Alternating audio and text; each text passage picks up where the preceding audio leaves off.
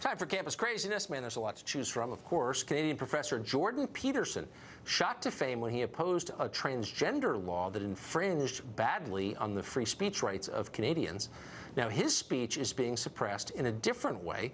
Google blocked him from his YouTube account. We don't actually know why, because Google refused to specify the thought crime that warranted this censorship.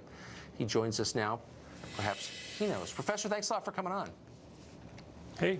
Good to meet you. Thanks for the invitation. Thank you. We're honored to have you. I'm sure a lot of our viewers are familiar with you from YouTube, so it's a big deal. You're popular there. That your account was suspended. Do you have any idea why?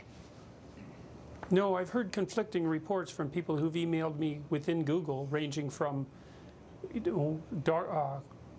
thoughts that it had something to do with the political content to an administrative error. It's not clear at all why it occurred or why I was turned back on, although it did happen after I released a number of tweets documenting what had happened. So I don't think that was just fluke. But I have no idea. That's actually part of the frightening part, is that yes, I could be shut off.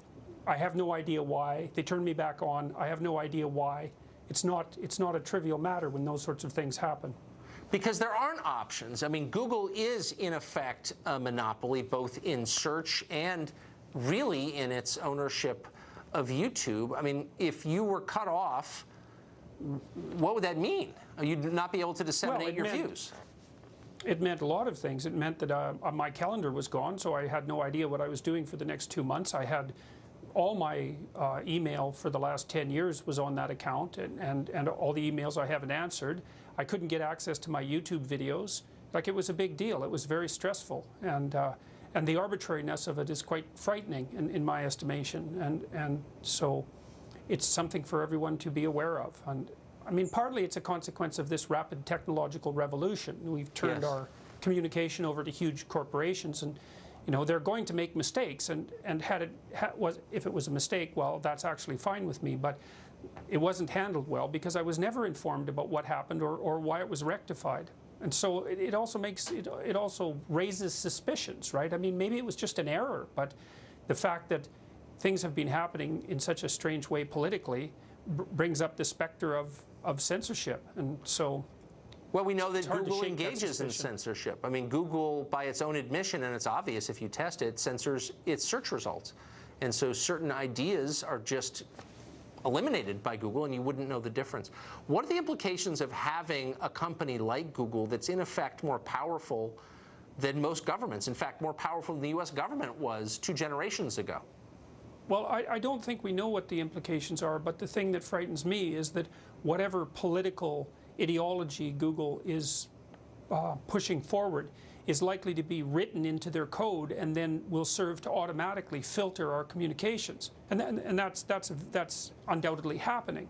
And so I'm very worried that we're building an unconscious mind into the internet that will censor things before they even happen, so to speak. And that's a very bad thing. And it's not something that anybody really foresaw coming, I don't think. So, but it's not sustainable. I mean, the basic the basic agreement in any society is you can't be more powerful than the government, right?